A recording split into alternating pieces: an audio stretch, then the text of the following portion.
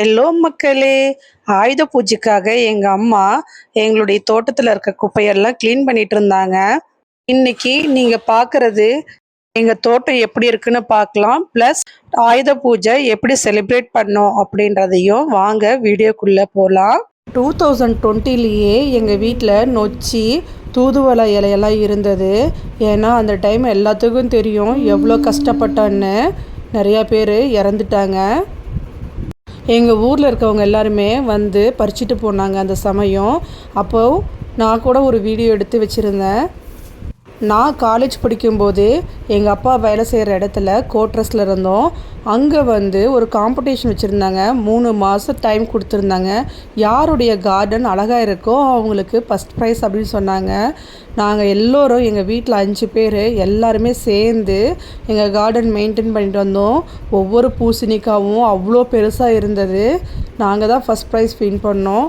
எங்கள் ஃபேமிலியே எல்லோரும் சேர்ந்து ஒர்க் பண்ணோம். தோட்டத்தை சுற்றி பார்க்குறேன்னா எனக்கு அந்த ஞாபகம் தான் வந்தது. இதுதான் எங்கள் அப்பாவுடைய பைக்கு. இருக்கும் 30 வருஷத்துக்கு மேலேயே இருக்கும்.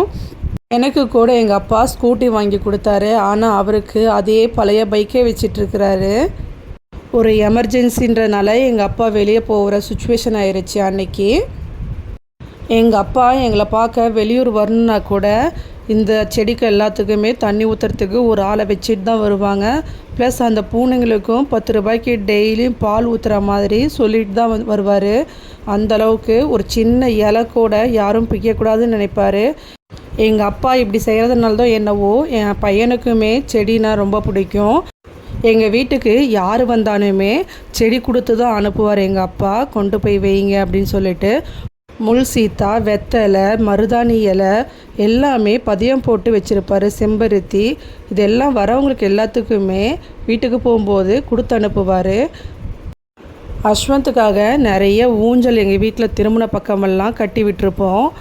தோட்டத்தை க்ளீன் பண்ணலாம் அப்படின்னா கூட அந்த சின்ன செடியை கூட எங்கள் அப்பா பிடுங்கி போடக்கூடாதுன்னுவார். அதில் பூண்டு செடியாக இருந்தாலும் சரி, அது என்னன்ட்டு ஒரு டைம் எங்கள் அப்பாட்ட கேட்டுட்டு தான் பிடுங்கியே போடணும் அப்படின்னு சொல்லுவார். எங்களுக்கு தெரிஞ்சவங்க பூசணிக்காய் கொண்டு வந்தாங்க. அவங்க காட்டில் போட்டிருந்தாங்க அப்படின்னு சொன்னாங்க.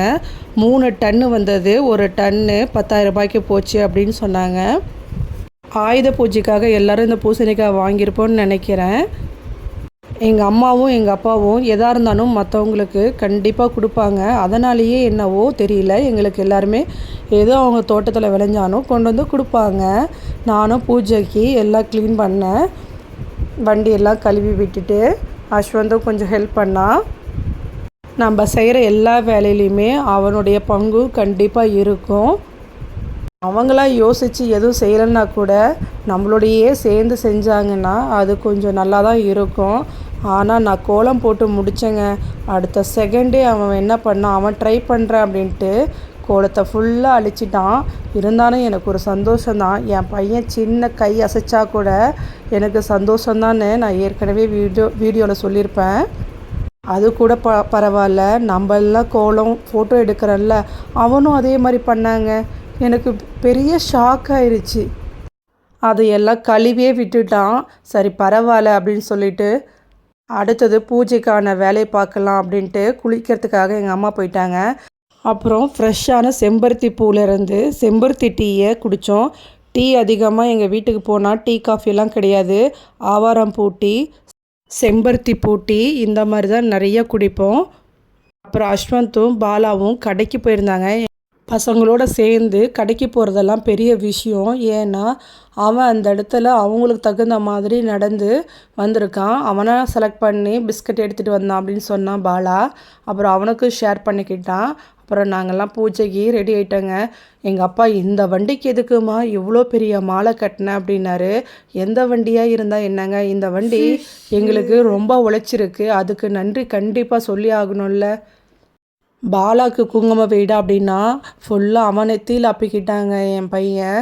அப்புறம் என்னுடைய தையல் மிஷினுக்கும் ஒரு குங்குமத்தை வச்சு நாங்கள் அன்னைக்கு ஆயுத பூஜையை இப்படி தான் செலிப்ரேட் பண்ணோம். எங்கள் ஊரில் பிஸ்னஸ் பண்ணுறவங்க எல்லாருமே இப்படி தான் சிறப்பாக ஆயுத பூஜை கொண்டாடிட்டு இருந்தாங்க. நான் வில்லேஜில் தான் பிறந்து வளர்ந்தது எல்லாமே. அங்கே எனக்கு தெரிஞ்சு ஆயுத பூஜை, பொங்கல் இதை தான் ரொம்ப செலிப்ரேட் பண்ணுவோம். அப்புறம் ஊர் திருவிழா இதை ரொம்ப விசேஷமாக கொண்டாடுவோம். இப்போ தான் எல்லாத்துக்குமே நிறைய செலிப்ரேட் பண்ணுற மாதிரி எனக்கு தோணுது. இது என்னுடைய கருத்து. அப்புறமேட்டுக்கு நாங்கள் 2 பேரும் அஸ்வந்தும் நானும் மருதாணியை கட் பண்ணோம். இந்த மருதாணி கைக்கு வச்சோம்னா நல்லா ஒட்டும், கைக்கு சிகப்பாக இருக்கும். அப்புறம் கொஞ்சம் தலைக்கு போட்டுக்கலான்னு சொல்லிட்டு கட் பண்ணோம் நானும் அஸ்வந்தும். அதை பொறுமையாக கையில் பிடிச்சிட்டு இருந்தான் முறத்தை. அப்புறம் நீயும் கொஞ்சம் கட் பண்ணுடா அப்படின்னு சொல்லிட்டு கட் பண்ண கொடுத்தேன். அவனும் கட் பண்ணான். என்ன ஒன்றா கட் பண்ணிகிட்டு இருந்தான். நாம் எந்த ஒரு செயலும் செய்யும்போது அதுக்கான ரிசல்ட் நம்ம எதிர்பார்த்தோம்னா பயம்தான் வரும். நம்ம செயல் மட்டும் செஞ்சுட்டு போயிட்டே இருக்கணும். நான் போடுற வீடியோ உங்களுக்கு பிடிச்சிருந்தா லைக் பண்ணுங்கள். கண்டிப்பாக அந்த லைக் பட்டனை தட்டி விட்டுட்டு போங்க. அப்புறம் கமெண்ட் பண்ணுங்கள். நம்ம சேனலை சப்ஸ்கிரைப் பண்ணவங்களுக்கு நன்றி. சப்ஸ்கிரைப் பண்ணாதவங்க சப்ஸ்கிரைப் பண்ணுங்கள். ஆட்டிசம் குழந்தைங்களுக்கு சப்போர்ட் பண்ணுங்கள். அனைவர் மனதிலும் மகிழ்ச்சி பொங்கட்டும்.